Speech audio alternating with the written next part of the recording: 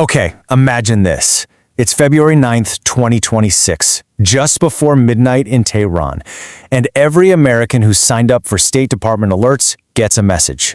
And this isn't just a warning. It's not a suggestion, it's an order. 4 words, that's all it said. Leave Iran tonight now.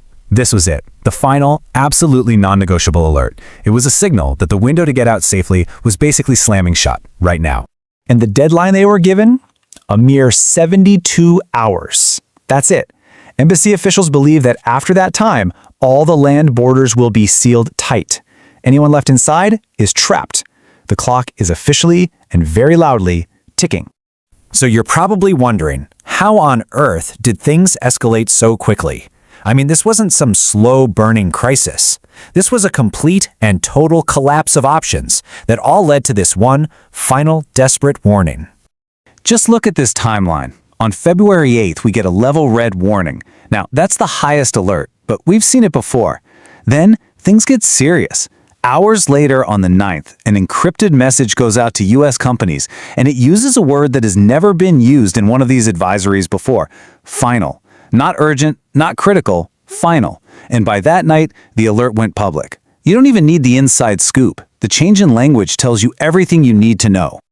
But what is all this diplomatic language in these security alerts? What does it actually mean for the people on the ground? You know, behind all the politics, there are real human beings facing some truly impossible choices.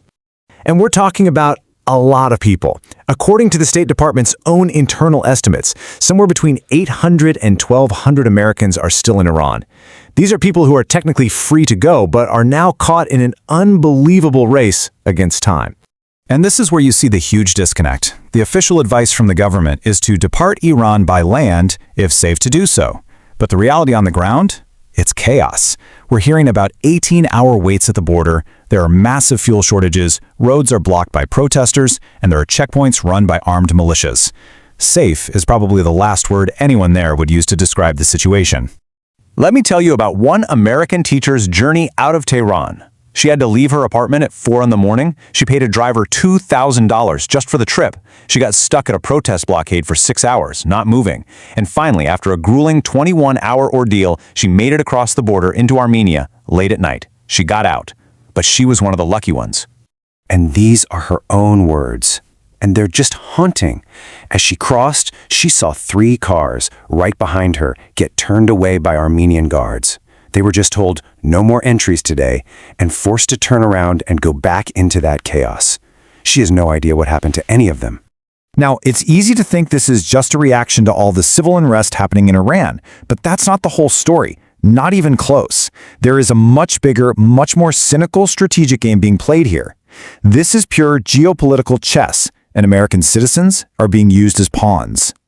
So that brings us to the biggest question, right? Why now? The protests have been going on for weeks. What was the trigger that led to this absolute final command to get out immediately? Something must have changed. This is what changed. On February 8th, classified satellite intelligence picked up something new. Over 14,000 troops from Iran's Revolutionary Guard were mobilizing. And here's the kicker. They weren't heading to the cities to deal with protests. No, they were moving straight for the borders with Turkey and Armenia, getting into position to seal every single way out. And this table here, it just lays out the strategy perfectly. It's a playbook, really. By trapping American citizens inside, Iran suddenly has immense leverage. They can control who leaves, they can threaten to detain people, and then they can use that crisis to make demands. Things like release our $6 billion in frozen assets or end the sanctions. This isn't just about closing a border, it's about manufacturing a hostage crisis through bureaucracy. So, let's talk about the grim reality for those who can't make it out. Or maybe won't. For a lot of people, especially dual nationals, that 72-hour deadline, well, it was impossible from the second it was announced. If you're a U.S.-Iranian dual national, you are caught in an absolute bureaucratic nightmare. See, Iran doesn't recognize your American citizenship. To them, you're only Iranian. That means you have to leave on an Iranian passport, and to do that, you need an official exit permit. But here's the trap. Getting one of those permits can take weeks, sometimes months, time that absolutely no one has. And showing your U.S. passport for help, that's not a safety net. It could be the very thing that gets you detained.